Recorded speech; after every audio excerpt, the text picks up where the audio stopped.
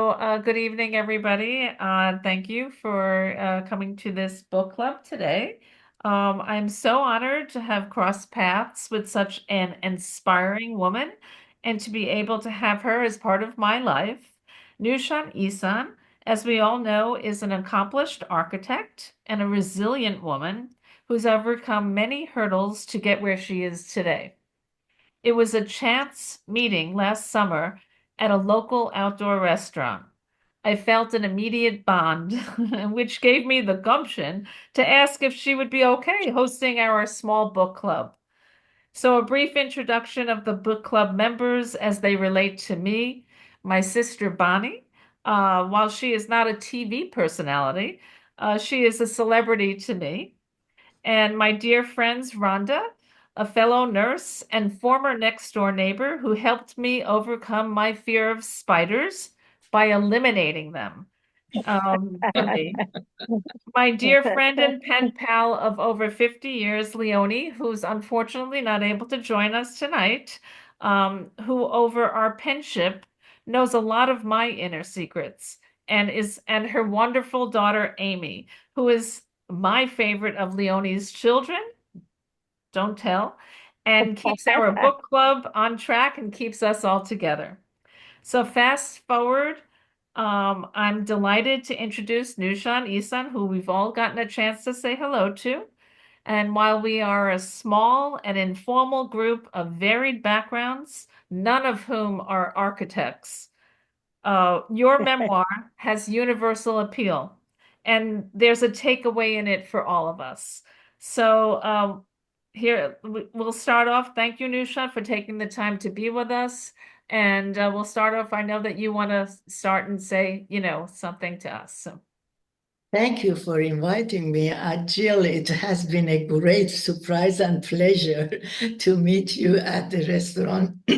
And I feel the same way. I bound with you immediately. And as you notice, I even switched the conversation away from my friend who I came with, and we engaged together. So I'm very thankful that you introduced me to your group and lovely, lovely faces. And I am very honored that I can be with you today. Yeah, let me start by telling you one story only because, and I'm going to be quiet until you ask question. Because yesterday in the Zoom meeting that I had, they were all wondering and asking me what is behind my resilience. As you have read, my life has been up and down and up and down, and I don't give up until I get there.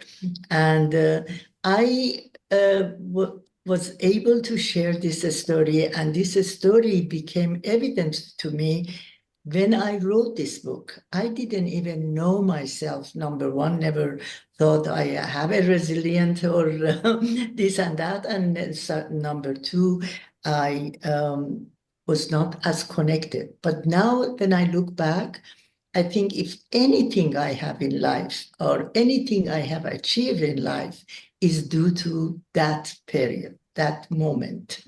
And that moment began when I was about 7 years. Let me give you a short background that my both parents are Muslim, came from a Muslim family and very steadfast Muslim family. And then they both became Baha'i, as you have read, in a very convoluted way, very unusual and very secretive way. Neither of them knew that they are searching. And then I was 1 year old when they became Baha'i. And from there on, of course, our life changed. And my father, who was very much a big deal in a philosophy and very known in the country and taught in university. And so decided to leave the university. And because I was ill, and of course that you may remember, I was ill due to the fact that my sisters have dropped me from the 2 flights of stairs and 24 steps. And so I was sick from the age of 6 months until 14. I had 14 operation. So my father, who really, really was very connected and loved me very much, decided to devote his time more to me and take me to a village and live in that village and teach other villager homeschool other villager and myself. And my mother and two sisters stay in Tehran. And I know that you have read all of that, but I'm reminding you that the fact that against the Baha'i and Baha'is have been persecuted in many ways all the time. When I was around 6 years old, there was one mullah, one of the went and gave a sort of a message to all the Muslims that if you want to go to heaven, you go and kill the leader of the Baha'is. And my father, who in that village made the whole village become Baha'i, was a big target. And yet our home, which was a very unique, big house, somehow in the front became a school and the back was our living. And I was with my father and one servant. And I would ask Jill kindly read one paragraph of this setting of this house in order to be able to understand the rest of the story better or remember it. Please. Our house in Kaniabad was encircled by tall brick walls, and a broad metal barred gate protected the entrance. The yard was sprinkled with numerous fruit trees, including cherry and plum trees, and flowers of all kinds. We also had a gigantic oak tree that stood to the left of the gate. A long cobbled walkway linked the gate to a large pool, which was in front of the formal section of the house that was used as a school. The opposite side of the house contained our living area. And I have to share with you that in the summer, my father, actually all the time that I was with him, 6 years, he schooled me, homeschooled me, always insist that I have to have a siesta. And he would also have the same, go to bed after lunch and take at least 1 or 2 hours of sleep. But I would get up as soon as I see that he's asleep. I would just get up and go either to the neighbor's farm and play with the villager or by myself or whatever. And for that, I had made a big hole, or not big, but it's enough that I could go through the wall to the neighbor's farm. And now, here that day, for some reason, our servant was not home, which is very unusual. Perhaps it was set up. I was playing near the gate of the front of the house, and this gate was sort of connected to a unpaved narrow road. And I hear a mob are calling Allahu Akbar, Allahu Akbar, provoking God, and the voice becoming stronger and stronger. And then finally, about over hundreds of them walked through the gate, which was always open. And I was behind the door, and they came to me behind the tree, and they told me that go tell your father that we are here to kill him. The fact that a young child hearing that, I never forget it. I was running to my father. He was deep asleep, woke him up, shake him, and say, Dad, you have to get up. They are all here and they're trying to kill you. And I told him that I have a hidden corner that in the wall that I can take you through it and go to the other wall, other farm, and they wouldn't even see you because I was other side of where they were. He wouldn't even listen to me. He wouldn't even, apparently his mind was not even hearing me. Start putting his coat, his sort of a shirt on, closing the button, put his tie on, because he always wear tie and suit, even in that village, as a customary of the time that he was teaching at university and upbringing that he had. And then even start putting his shoes laced, very determined and quietly closing it, and then walk from that end of the house to the front and march toward that very long walkway and put his hand behind his back and gauge in the eyes of all these mobs who were still shouting and coming toward him. They were coming toward him, and he would go toward them. And by then I hugged the tree and know that in any second my father would be killed, chopped to pieces in front of me. And they had with them axes and all kinds of shovel, all the material of farm, because that was a farm village. And as I am hugging this tree and speechless and holding my breath, all of a sudden the mob stopped their shouting, like orchestra sort of stopping with the order of conductor. And there was no leader among them, or no sound, or nobody told them, but they just stopped. And my father is still going forward toward them, forward. And then they began to go backward, as far as they get out of the gate. By then, my father started taking one side of the gate door, closing it, and another, and I ran under his arm, and he put his hand over my head and said, "If you have faith, you don't scare." And that word, it has been subconsciously the foundation of my life. And Wow. I, honest to God, did not connect to that until I was writing this book, that I realized this is it. This is it. Now I'm yours. Ask any question.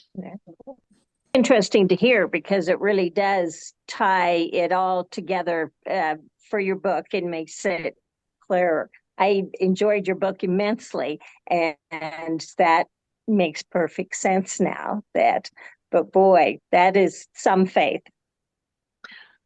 So did you always keep your father's words in your head, or did it come out later in life through the book that you It is really subconscious. I've been a very, very black sheep in my family. My father was spoiling me very much because he was 60 years old when I was born. And also his extreme sort of love to me, but created atmosphere that my two sisters were very jealous of me. And then I remember vividly, I was 9 years old when I was praying that God do something that my father hate me, that my sister play with me. Because even the weekend they would come to the village and we would play together. Anything would happen, they would say, "Go to your father. Looks like I'm from another father."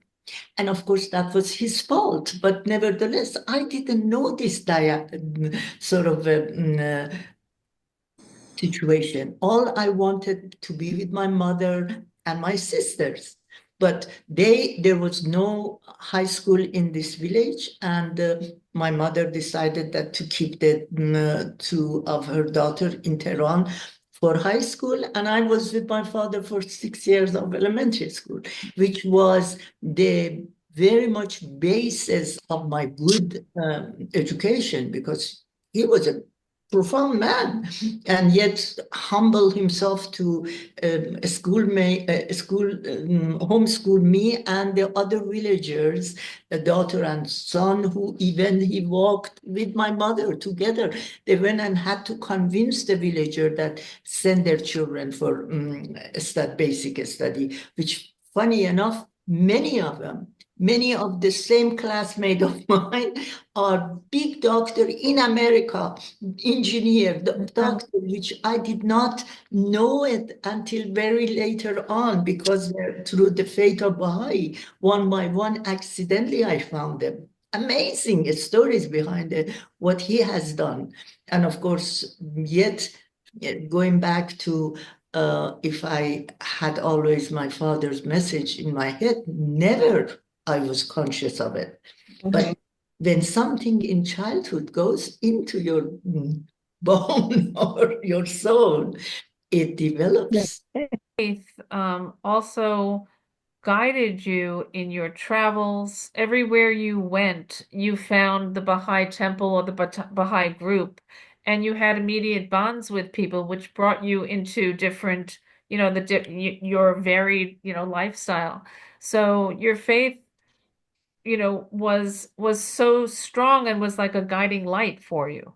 Absolutely, absolutely. And that is, for instance, anywhere that I go and teach in university, and then either I connect before going there to some of the Baha'is and say I'm there. And then we go to the villages to go to sort of help people. And that is the richest, enrich my trip, because being only among an intellectual and seeing few monuments of the country or city, it was never my intention, my interest. And yet combining these two has been always the fascination part of my trip. In Baha'i faith, I was raised as world is one and we are all its citizen. I don't scare that to go to different country and get to sit and go to the home of complete stranger. I feel home, even if they are not behind, because it's this upbringing. Or another thing, for instance, yesterday people were asking discrimination against me in architecture. I never felt it because I was raised man and woman are equal. I never see a difference. When you don't believe it, when you don't feel it, then it's not there. No matter how much outcome of a people, I came to America, they would hear that I'm an architect, especially from Iran. They would look sky thinking that I have fallen off from the sky. How could it be woman architect from Iran?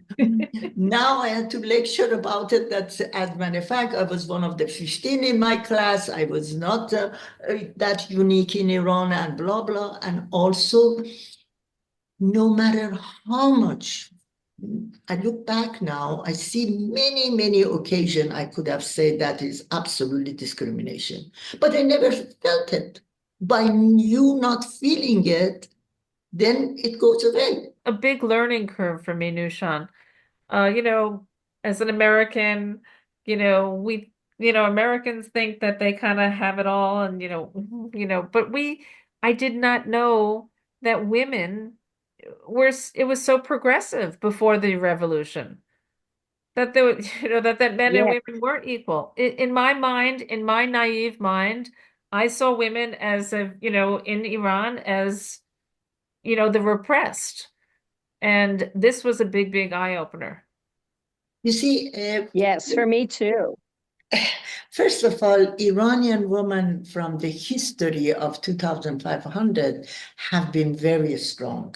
Woman has been in 2 centuries queen of the country on the horseback in front of the army, and this has been prior to Islam. And even when Islam conquered Iran, in order to make a distinction between themselves and the Arab and other Islam, they started Shia. Shia is something that is a branch of Islam and is majority, almost main, 100. I could say at least 90% of Iranian Muslims are Shia. And during the Shah, Iran was like, they call it Paris of Middle East. Very, very modern, very much, and during the Shah's father, that they request all the women get out of the veil, and the university were open to the woman, and women became progressive.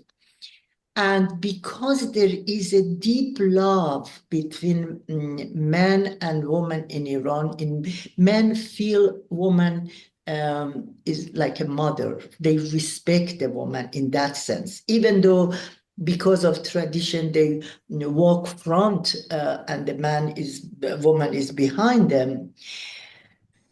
Nevertheless, there are people who feel they are deprived, and yet if you really want to compare apple to apple, the only university we had in Iran at the time I was a student, had 90 students for architecture. 15 of them were women. And they were all get in through a very, very difficult exam that was mandatory, and there was no name or anything was presented that anybody can favor woman or man. And in one hand, the country was very much progressive. In another hand, my upbringing as a Baha'i was, because we were, through our teaching of Baha'u'llah, who is our prophet, we believe woman and man are equal. And he mentioned that equality doesn't mean sameness. And it even mentioned that you can't even cut the apple to half. But the station of woman, because it's a mother, is so much higher. And then one of his principles is high education for all. And then they ask him, if you have two children, one boy, one girl, and you cannot afford to send both of them for higher education, which one would you send? He said, the woman. They jump on him. What? He said, not because she makes more money, because she's the first educator of society. From the time that she's pregnant, she is developing the baby who is the future of the society. These are my upbringing, and those are the bone of my life. But nevertheless, Iran was progressive in those days. And funny enough, even now, during this ugly regime, that they forced women to go under handkerchief, and many times they rebel and then burn it and so on, they kill them and so on and so forth. But now still women are very much leader. At the beginning, they took them all from university, all from all the government work, collapsed, the country collapsed. Iranian women are very, very strong, based to compare. And because of that, when I came to America, which I thought America is land of glory, and which it is, but nevertheless, I never thought women's liberation is the issue here. 1969, when I came, wow. First of all, I was among 4 or maximum 5 architects in the whole country. And secondly, everywhere I would go, they were just asking me to participate with marching for the women's liberation, this and that. We in Iran, a woman could vote much sooner than American. That is the country it was. But most Americans don't know about Iran because they bundle up all the Middle East together. We're different than Arab, we're different than Afghan people or even Turk or any of them. They forget that this little, it's not a little country, it's a big country which used to be much bigger at the time of 2,500 years ago. It is the culture began over there, the education of very deep education started over there. Medicine started there. All kinds of discovery was part of that country. Of course, it went through a lot of up and down, which now is one of those downest part of the history I know of. Wonderful perspective for us. Something, never thought of Iran as that progressive. You know, in the US, Yes. we think, oh my goodness, we got it all. We have all the answers. We never do, never did, and certainly don't have it now. Um, I was very interested in the stories about your son.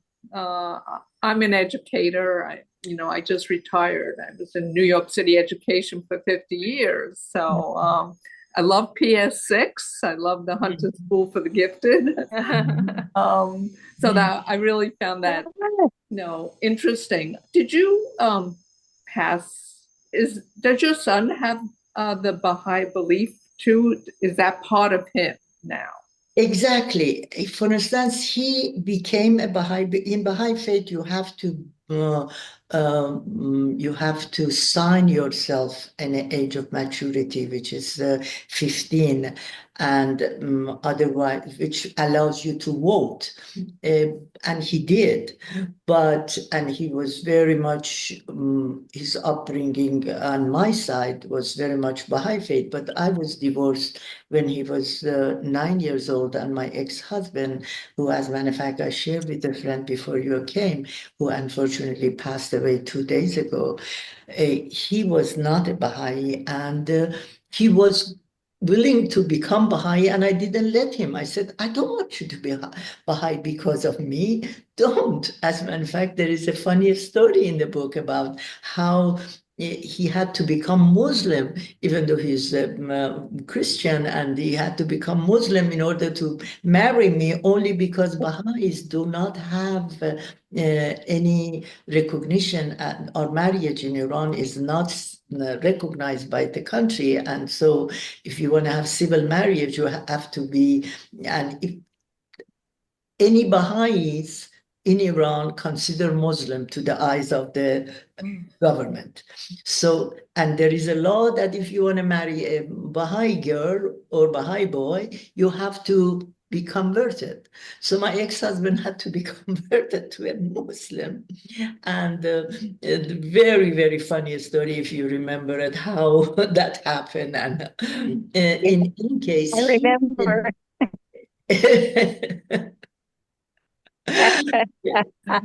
remember in the Yes. mullahs were just looking at Yes. me.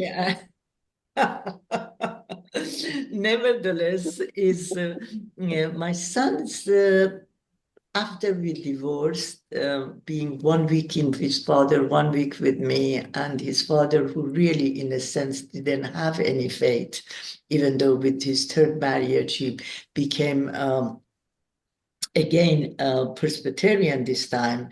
But he kept his principle of the Baha'i faith in his heart.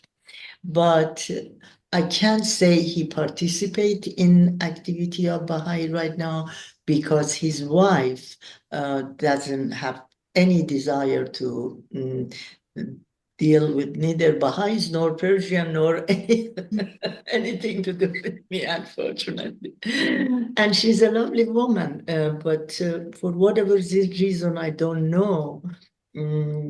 At least to my knowledge, he's not participating in the faith, but he has very, very good principle in his bone and in his character. He's a very upright young man. I'm sure he is. Look at his mom. Well, Yes. I think Nushan is being humble. He's actually a renowned architect. That's true. He is a Yeah, very he's a Oh, renowned he architect. is. Yeah, yes. he's also a Oh, renowned I did architect. not know that. Yeah, That's she has a family that excels. I know. But that's I want to give Rhonda and Amy a chance to say something, but while we're on the topic of your son, I chuckled with the birthday party that you threw at the Igloo House, because when your Yes. friend was gathering all the tents and went to the wrong house and kissed the woman, knocked on the door, kissed the woman and said, "Hi, where shall I put the tents?" And she's like, "Who are you?" Do you remember that, guys? He went to the wrong house. Yes, I But do. I think that was a marvelous thing that your heart, you opened up your home to To all these complete stress. families and Yeah. children. And They, they still talk about it. They are right now they still talk 48 about years it. old. Wow. They still talk about that igloo house and 3 days over there. And of course, I went to hell with what the neighbor gave me. Yeah. Yeah, that neighbor didn't sound too nice. We have someone in our yeah. They thought I am maybe a cult member. Yeah. Years and years, the neighbor would go through my yard, and I had 5.5 acre land, and they would go in it, and my son and I watching them and saying they're looking for the a dead body or the head of the. But Rhonda, Amy, you want to say Yeah, anything? just we've only got 5 minutes left, so if you wanted to go again, just let me know. Everyone have a think about it. But yeah, it's only 5 minutes, that's all. Um, it's Yes. up to everybody. all up to you guys. I have a couple Oh. more questions that I have, and I know some of Okay. us haven't spoken. Yeah, yep. So we Yeah, can do another. let's go again So then. should we Okay. turn off and start out again? We'll just let it run out, and then as soon Okay. as it runs out, it'll take us off the screen, and then I'll just do the same thing again, and then Okay. yeah. So I loved the architect side of the book, especially there's a part where you moved to America and you didn't really speak much English. And you were doing palm readings for $5. So I just wanted to say that I had a palm reading. Probably, it might be 5 to 8 years ago. And when I had my palm reading, he actually told me that I was supposed to be an architect this life. Yeah. So I just thought that was funny reading that you were doing the palm readings, and yeah, and that's a connection with me. But yeah, I saw my maths gift, and I went down the accounting path. But the architecture path was one that I could have taken this life, but I didn't. But I do love architects, so I was And I making. love your comments on how it makes you feel, a building or a space, whether it be the whole building or a room, how it makes you feel is what's so important. And just like your igloo house, from the outside, you were not impressed, but once you went in, you're like, this is it. And I thought it was so interesting that it ended up being what you drew on the paper before. That's But what I think that's so much how it makes you feel. That Go ahead, is- Joe. I That's- agree. No, I was actually talking to Bonnie about this earlier, and I was saying when you went to therapy, you had your group therapy, and you did a draft of a picture of your dream house, and she basically dismissed you and put, you're the big architect, you can't even draw, like your dream house. She put it in her pocket, and then that house became the house that you purchased. Did you have a premonition or? I don't know. These are connection that exist. I was even one time in my life, I was thinking that writing a book about my coincidences. There are so many coincidences in my life that it's mind-boggling. Everybody has obviously some Yes. coincidence, but some of mine is hard to believe. It's like this one, for instance. Is it coincidence? Is it connection with the higher being or higher power that you just send it to the galaxy and then come back to you?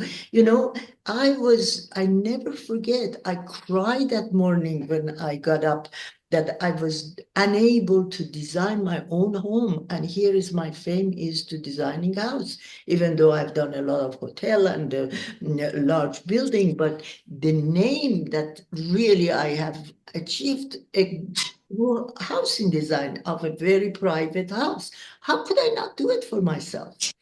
Lack of connection, lack of ability. So I was all over myself.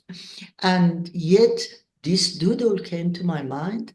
And yet years later, when I saw this house from outside, because my mind was so filled with what I want. I wanted a cabin in a wood, very much sort of specifically having an image of what I want. And because this was not that one, I was dismissing it, and I was angry at the realtor that wasted my time showing me. But then when you go inside, a foam house, which is the ugliest material in the world, made me feel like I'm in a womb of mother. I mean, these are all things that no one have answer for, except really believing in higher power and connection between all of us. Why should I meet Jill? Why aren't you, Jill, meeting all of you? It's all hard to explain, but nevertheless, It is. So, Nushan, I wanted to start off by saying that Leonie is really liked your book. She's sorry she couldn't be a part of it. She said, please say hi to Nushan. Tell her I loved her book and she was so inspiring. Oh, nice. Just so you know. Thank you. Okay, Rhonda, why don't you start off? No, I've kind of asked I had a lot of the questions you and Bonnie had asked too, or along the same lines. The main thing, kind of where we went off, is just how architecture or building makes you, or room makes you feel, and how important that is. And like Nushan was saying too, it may not be necessarily what you have in mind. And I enjoyed the part of the book where she was against, or did not like, from what she had heard of the, what was it called, the the Baha House of Worship in New Delhi. But then when she got there, you got there and you found out you loved it once you went inside. Oh, right. And just the Yeah. picture that was in your book, I thought that it looked beautiful, inspired me from the outside. So I would be interested to see the inside too. But again, I just thought that was I can understand that, because that's something that just you can't how it makes you feel is a whole different thing. And the That's inside it. of the igloo house, I mean, I am fascinated with what that might look like, because the outside, I don't know if that would have been the design I would have made. But have you seen some of the inside? Exactly. No, If not you Google it in No, internet, it shows. You Google igloo house in Connecticut, or okay. or I have even website. It will show a really? lot Yeah. of pictures. Oh, really? Oh, Yeah. I See the will, whole but inside. Good. And going back I'm to glad you said that, Bonnie, because go ahead.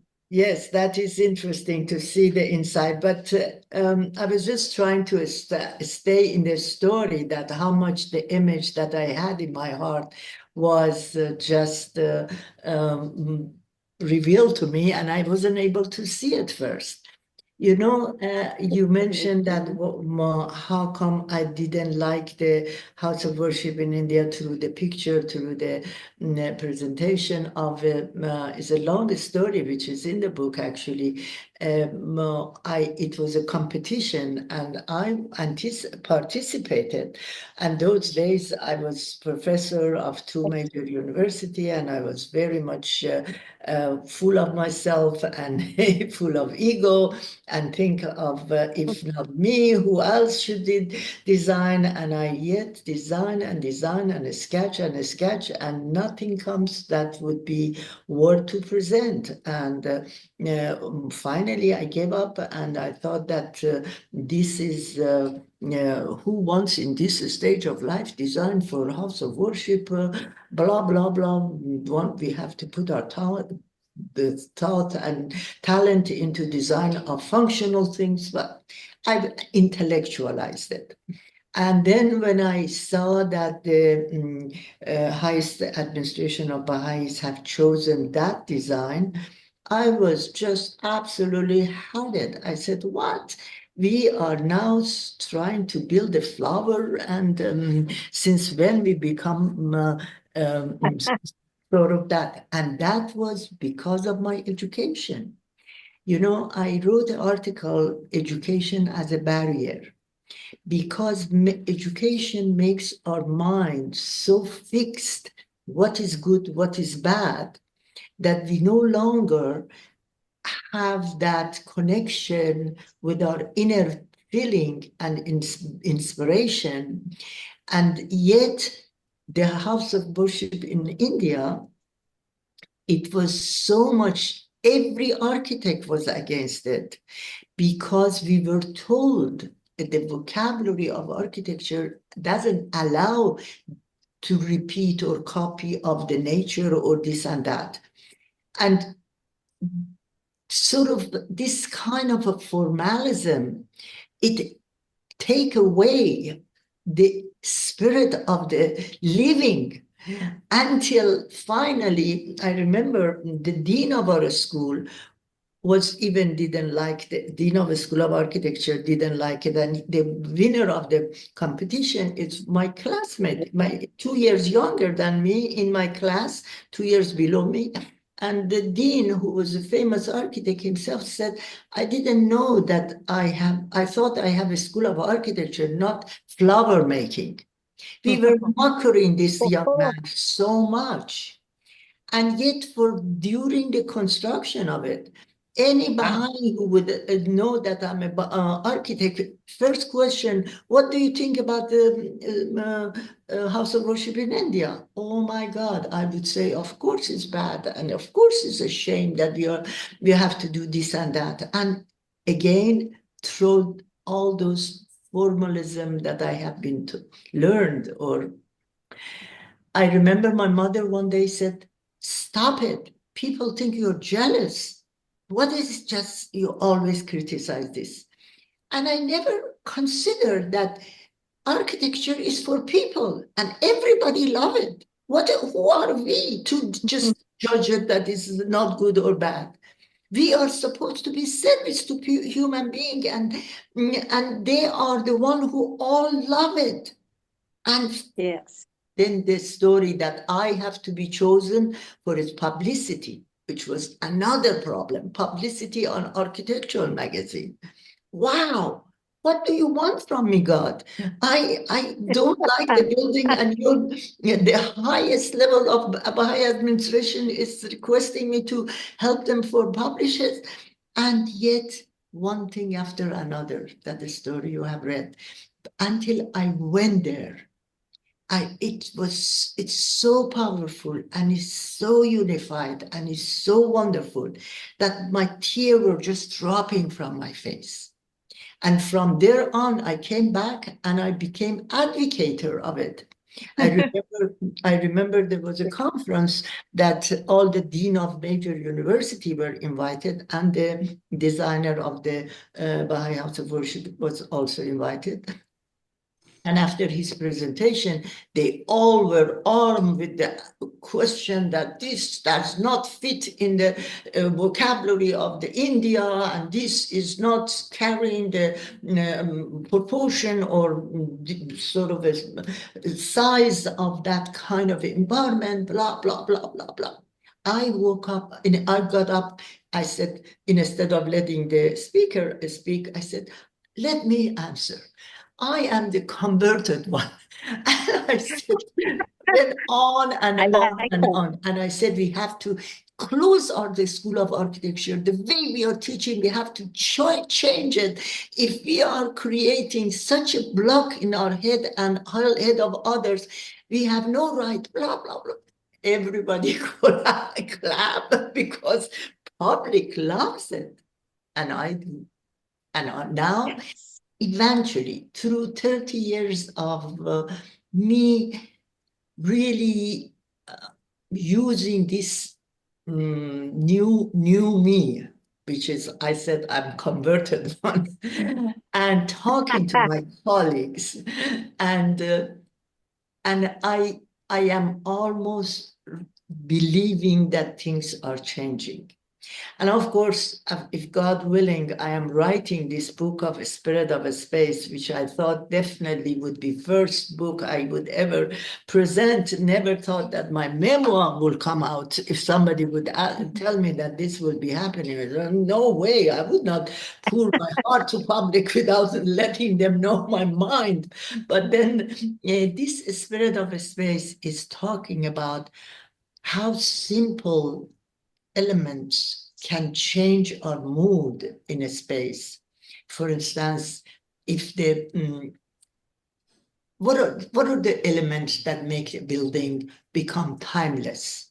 What are the elements that make you believe when you are in those spaces, you remember those spaces? Definitely is not the luxury of it. Definitely is not the size of it. Definitely is not the material goldness or marble and all these things.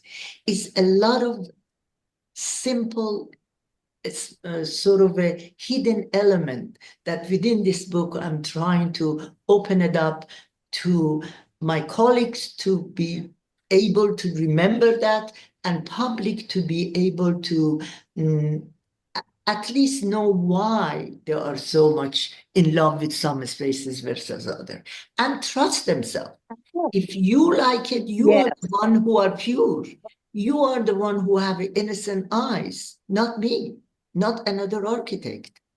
If allow yourself to dislike or like, and yet it's our job to put it in front of you, the one that is really you open your heart and say, oh, wow. And that, oh, wow, is not easy. It's not easy to be able to reach to that level.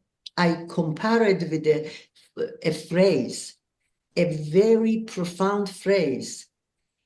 It is a type of writing that not one dot can be added to it or taken away from it. It might be very short, concise, but yet nothing can be changing it. This lotus flower is the same. If you take one of the leaf out, the whole thing will collapse. And he didn't jump from one material to another. He just consistently stayed with the same. He had the proportion, which is a golden proportion, which is the essence of all the beauty in everything, even flower, even anything that you like. If you really dig through it, it has a golden proportion in it. And that's not your job to know what is golden proportion. It's our job, but we have to be conscious of it. You are the one who have all the right to judge. And I learned that when the public said, oh, wow, then there is a merit to it. There you go. Does From this every ages, every culture, they said there are over 40,000 people per day visiting it, more than Taj Mahal. Wow. And that is because of its simplicity, purity, everything that I can go on and on and on. And yet it's a copy of flower, lotus flower, which symbolizes purity itself, which is, as a symbol, is a very good approach. Anyhow, thank you for recognizing that. The right word, but allows yourself to change your mind and say. Some people wouldn't go back on what they said, even though you were able to say, this is what it did to me, and this is how I feel now. I was wrong. Like you said, I'm converted, where some people would have just not admitted they were wrong at the beginning. And Absolutely. Absolutely. Oh, that's the only way to live, is to learn. If you close yourself off, Perfect. it's not, exactly. It's not worth to live. Yes, that's it. You always have to, and unfortunately, people are not like that. Many people today, but it's a pleasure to meet the people that are, and But change is hard. Change is hard. It's a lot of suffering with it, a lot of criticism with it. Yes. You know, I used to be an architect, which I had my own style, and I was known for that. Now I am proud that I do not have a style. I am willingly able to accept anything, focus on anything client wants, and put my best ability to make that style the best that can be. Oh, wow. Because if something achieved to that level, then it doesn't matter what style it is. Really, truly is real. But to get to that level is not easy. And to be able to go out of your comfort zone and change your style to what people want. I used to just say, oh, I hate this client's taste. I'm not going to do that for him. And I really did live like that. Mhm. This is when I said I am a converted one. I am truly converted. But it. I am too old now and I don't anymore have the office to design, but I do second opinion that occasionally if people want me to see what the architects have done for them, I sort of give my 2 cents that is it what they dream come true with this or not, because client cannot see the through the line, even by 3D that nowadays computer provide, still is difficult to envision your feeling. Picture does not speaks the spirit of that space. But at the beginning, when I started the second opinion design, many architects said, oh, all the architects will hate you. I said, I don't think so, because I am not neither willing to take the job away from them, nor I am criticizing style. I'm only saying that what are the potential that this design that they have in front of them has or doesn't have. And often, anytime that I've been confronted with this situation, end up that the architects even were thankful, because I don't think it's anything good or bad. It's the matter of wanting to get to the word of, oh, wow, that spirit of that space. So together we work and have done some good work on that level also. Well, I'm sure some of the clients have trouble expressing what they want too. So it sounds absolutely. like that's exactly what you do. You're able to bring that out for them. So Absolutely. During the time that I was doing housing for people, I heard many people divorced through design of their houses, because house really touches the deepest part of us, and then the disagreement comes. One says, I want to be beautiful, but the beautiful in one eyes is very different than the beautiful in another. But if you hear both sides and hear the essence of what they're saying, then you can find out something that both say, oh, wow. Because if you ever reach to that, oh, wow, which I call it feeling of aura, that is nobody in no age difference, culture difference, education difference would miss it. They all would love it. And that's not easy. Not easy. And the difficulty I have in my book, writing of a spirit of a space, is pictures doesn't show that spirit, and there people want example of what I'm talking about. And the examples, even when you see the house of worship in India, still you see the form, the feeling that you have in there, or the feeling that you have in my igloo house is very different than a form. And that is not projected in the 2 dimension of the photograph. And that's what I don't know how to deal with it. And that's, hey, keep postponing it. Now the illness pushed it back. And now hopefully before end of my life, this book will come out. Yes, I When- would love to read it. It sounds very interesting. So I hope you are successful. Thank you. Thank When- you so much. When, the spirit of space, again, I'm a lay person when it comes to this, but I do feel like when I'm sitting in a restaurant, I feel like a feng shui kind of thing.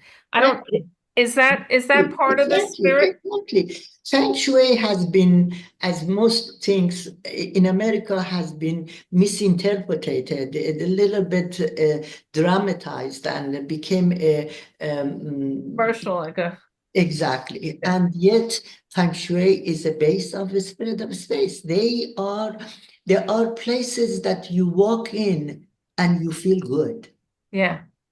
And And I'm very much a victim of that. Like I'll go into a place and I'll say to my husband, "Nah, we need to go somewhere else." And he's like, "Oh my God." It's like, but I actually will have a sinking feeling if I don't, or I will have an elated feeling, depending on where I am. And Exactly.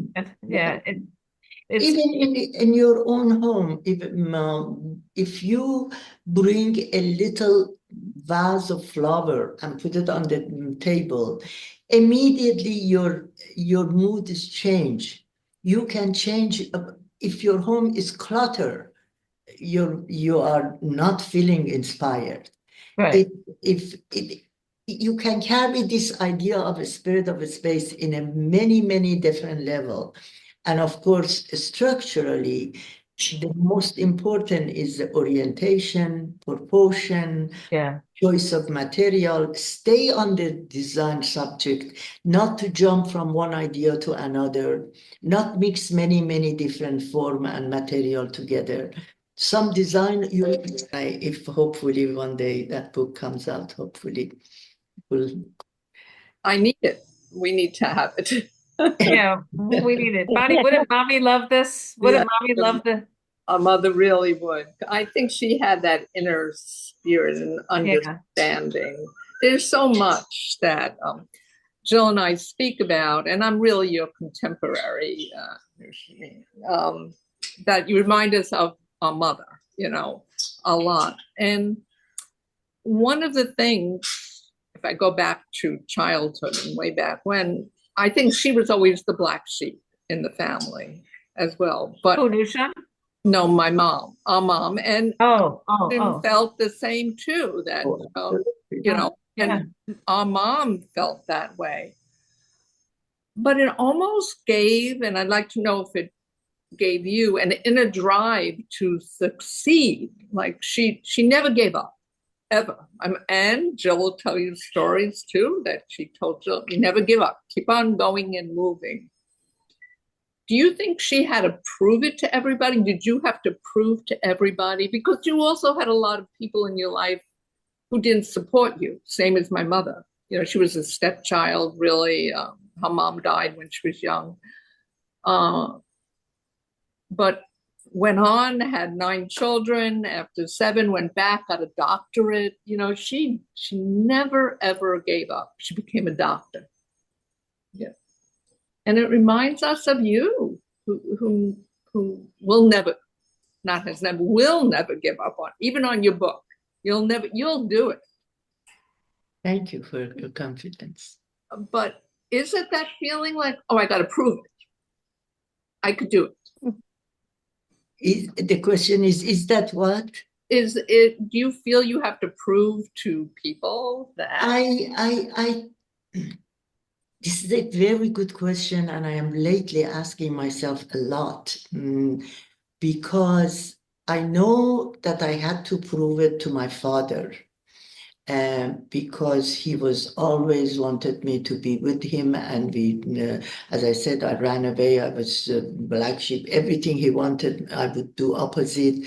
He wanted me to study literature and philosophy, and I went to math and architecture, that none of the family could touch me. And yet, back of my head, I wanted his approval. And when I became professor at Harvard, and for the first time, he said, "I'm proud of you." And then 6 months later, he passed away. And of course, that was the hardest thing I ever experienced, his passing, because number one, I had promised to be there for him. And I was there. And when they called me, it was 3 o'clock in the morning, and I was in the plane at 8 in the morning. And by the time I got to Iran, he had already passed. And I had a nervous breakdown without knowing what. I never thought I'm a melancholy. I never thought that this much connection is between us. But afterward, I didn't want to be professor. I didn't want to do anything. And I resigned from both of the university, and I went back to Iran. There was no reason for me to succeed. I was just had it. This much I know. That means up to that level, I wanted subconsciously to prove it to him. Because always, due to being sick and to be very vulnerable, they were protecting me, and then don't do that, don't do this, and wanted my life to be simple, easy around them. All the sport that I touch, I had to do it despite the fact that they would allow me. I had to hide it from them. Anyhow, but now, what is my drive? Now he's gone long time. And that was 1973 when he passed. What is going on? What's my drive now? Who am I trying to prove to? I don't know. I think still my expectation of myself is very high. And I really am sick. I mean, I have a cancer. Anybody else would have been right now in bed and during the whole chemo and so on and so forth. In order to get my mind off, I cut off all my lecture and book talk and all of that. But in order to get my mind off of my illness, I went and bought an apartment and started designing a new for the interior of the apartment, and did the gut renovation, which is unheard of for a healthy person, is a lot. Why do I push myself so much? What do I want? I don't know. This is an excellent question, and Life to the fullest. And what gives you joy, you're doing what gives you joy. it is joy. It's my life is very joyful, but it is hard on myself. I am hard on myself, and I You are. remember Yeah. the day that I would say I am bored. Never had that word in my life, and today, for instance, because last night it was long and it was a little bit, I didn't feel good and so on and so forth. And I had kept myself free of all the works that I was doing. And I said, oh, if it's going to be like that, it's boredom. I now understand it's not good. Even though I had a plan for this evening. And so, expectation of myself, I am trying to change that. I'm trying to cut off the expectation of anybody, including myself. Working on that, but I can't say I have That's, achieved it. I love your rawness. I love that you're so forward with your emotions and everything. That's not an easy thing to do or admit or, and I think about the section in your book where you were so driven to do that architecture thing while you were having contractions. You were giving birth. Can you imagine Like that? any normal woman is screaming and firing their doctor and doing, and you're like still drafting and presenting I mean, that's drive. That is drive. And Or yet, crazy, or crazy. exactly. And yet, I am revisiting that story, which always I was telling the people as a sort of a stamina or everything you can do. And so now I'm revisiting, and I think it was wrong because there is time for everything. My son was burning. I had to just be able to inhale that beauty and that emotion. Um, True that I was a good mother, true that I was very much for him, but third days going back to office and bringing a child every 4 hours for me to nurse in my office is not that type of a bonding that one should have. I I regret now, if there is a word regret, but nevertheless, it is now that I'm recognizing it, and I'm glad that I have recognized it.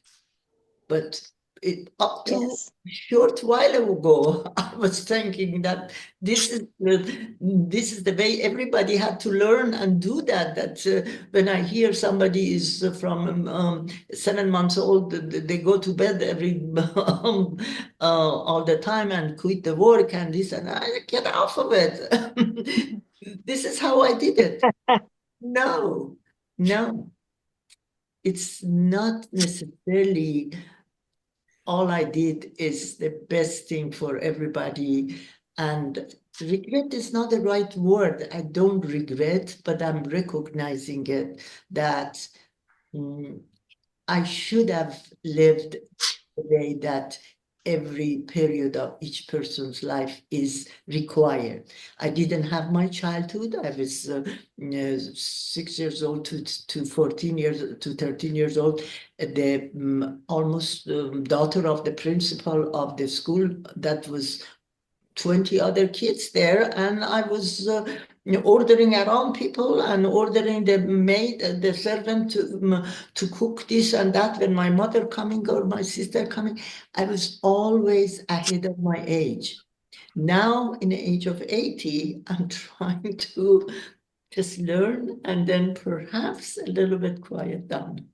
Hopefully. Let's, you hope, you wish for me. But the fact you're still learning, you're open to that. So many people Absolutely. by now Learning would is just the say, key. Learning is I'm the done. key. That's Yes. Well, And one it keeps you going. Yes. one thing that definitely. and I don't know, it's a I don't want to open up any kind of can of worms or anything, but I was really uh surprised at the end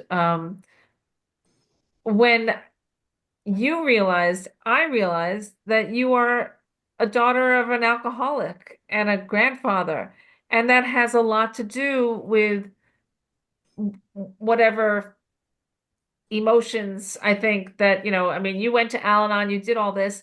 I didn't think about that because your father was Baha'i and he wasn't a drinker. So I didn't know any of the history. But it all kinds of it makes sense. I work with alcoholics. I work in liver transplant. And there's a certain behavior that the children take on because they want to please everybody or they want to whatever the case is, and they're afraid to, there's a lot of emotion. You would know it better. And it was like reading like a novel and then getting to the end and having a twist, it was fascinating to me. And not at the expense of your emotion, but it's a good revelation. I think it's a good thing. Absolutely. Absolutely. And this knowledge that I gain at the end of my life is very precious to know why my behavior has been like that. And I didn't know about my father's alcoholism, but he was a very, very heavy duty alcoholic, the op user, and then, oh my gosh, that's the word. There are a lot of story behind it, but when he became Baha'i, he was so self-controlled that he dropped everything by himself overnight. My Amazing. mother was telling a story that she didn't believe it. Their student would come home, and every night they would send a sort of a fire with the opium to his office upstairs, and bottle of vodka would go down, and they stay all night up drinking and using opium, and cigarette. 2 or 3 packets per day. My mom said that his finger was always yellow, and so all of them drop. And my mother didn't know why.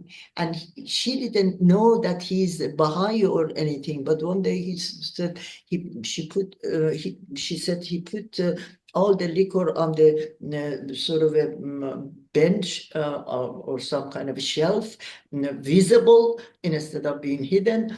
And then told my mother, I'm not going to touch any of them. And my mother just laughed. And yet he did overnight. That kind of a strength also is probably in me too. He was What is it? What was that kind of a strength, Oh, yeah. which is very unusual strength for being able to cut it off so sharply. Amazing. Yes. It's a physical need too, and to Yeah. It's a Oh, dependency. yes, and Absolutely. especially that many, any one of those, but to have that many addictions at once. Wow. Yeah. Yeah. It's like a dual diagnosis. Wow. It's, as I said, it's some of the stories sound like unreal, but it's true. It's possible when you put your mind on it. Okay, so I have to have a sweet every night, an ice cream. Do you think I could just go cold turkey and stop? That I sugar, have never known you without a sweet at night, Bunny. Sorry. I don't, yeah, from my mother, from mom. Jill, we just have just over 2 minutes if you want to Oh, we thank only have 2 Nushan. minutes. Well, You- thank you. I want to thank you, Nushan. This is a really enlightening, time, and a special thing for our book club because we never had a host, and we never had such Yeah. interesting topic and such raw and true feelings coming forth. I cherish our friendship that we have. And thank you so much. I know that, you're going through a lot with your health, and I appreciate that you took the time to be with us. Thank you so much. Thank Yes. you, all of you. Thank you. for Thank you, your Nisha. Wonderful to meet you. Thank Appreciate it. You were wonderful. Thank you. And thank you, Amy, for your work, hard work. Oh, sorry about the technology problem. issues. Thank We got you. there. Hopefully we can get connected again in somewhere, somehow in the world. All the best. We'll come to the Good luck to igloo. you. We're going to be at the igloo one day. Well, welcome. I really would love to have you. Wonderful. Thank you. Thank you Good so night. much. Good Be night. well.